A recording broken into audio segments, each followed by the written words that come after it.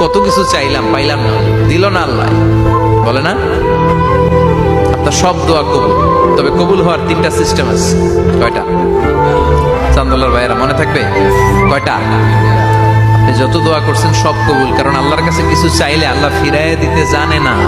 আল্লাহ জানেই না কেমনে ফিরাইয়া দিতে হয়। সুবহানাল্লাহ কোন?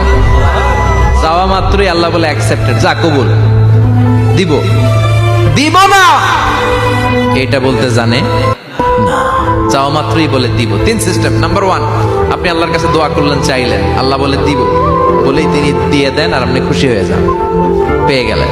নাম্বার 2, আপনি আল্লাহর কাছে দোয়া করলেন, চাইলেন, তখনও আল্লাহ বলে দিব, তবে এখন না, সবুর, একটু পরে দিব। কখন দিলে আমার জন্য ভালো, আমার চেয়েও ভালো জানে কে,